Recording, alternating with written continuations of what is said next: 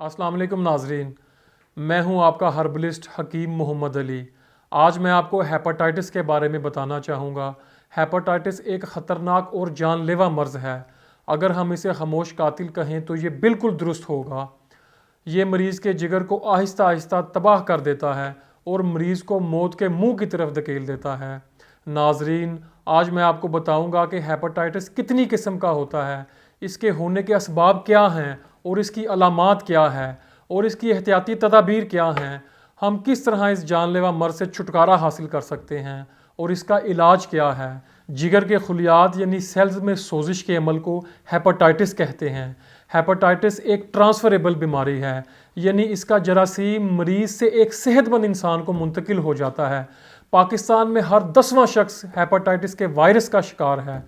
अब मैं आपको हेपेटाइटिस की इकसाम के बारे में बताना चाहूँगा। हेपेटाइटिस 5 इकसाम का होता है। Hepatitis A, B, C, D और ई।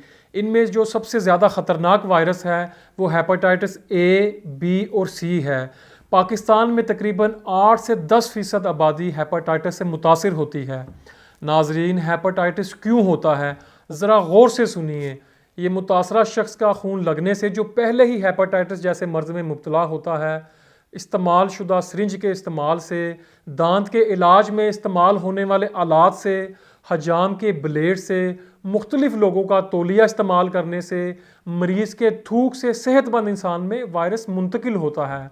अब मैं आपको हेपेटाइटिस की अलामात के बारे में बताना चाहूँगा।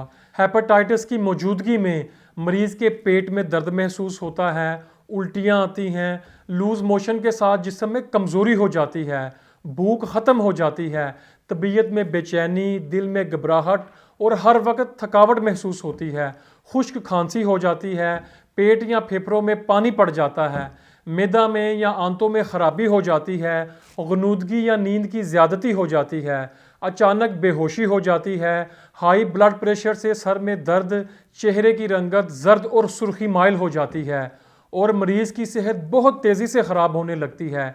हेपेटाइटिस के इलाज का तमाम तर दारोमदार मेडिकल रिपोर्ट्स पर होता है। टेस्ट हमेशा किसी अच्छी लेबॉर्ट्री से करवाने चाहिए। मरीज़ के इलाज से पहले LFT और HCV एलिज़ा टेस्ट ज़रूर करवाने चाहिए। अब मैं आपको हेपेटाइटिस के इलाज के बारे में बताना चाहूँगा। हेपेटाइटिस में इजाफे की एक अहम वजह यह भी है कि अब तक इस बीमारी के बारे में तिब्बे मगरिब में कोई मुस्तकिल और तसल्ली बख्श इलाज पेश नहीं किया जा सका सिवाय वैक्सीनेशन के। वैक्सीनेशन क्या है? वैक्सीनेशन हेपेटाइटिस की बीमारी का इलाज नहीं, बल्कि ये बीमारी से पहले इलाज से बचाव की एहतियाती तदाबीर है। अब अहम सवाल ये पैदा होता है कि अगर किसी शख्स ने वैक्सीनेशन के टीके ना लगवाए हों तो खुदा न खास्ता इसको ये बीमारी हो जाए तो वो क्या करे?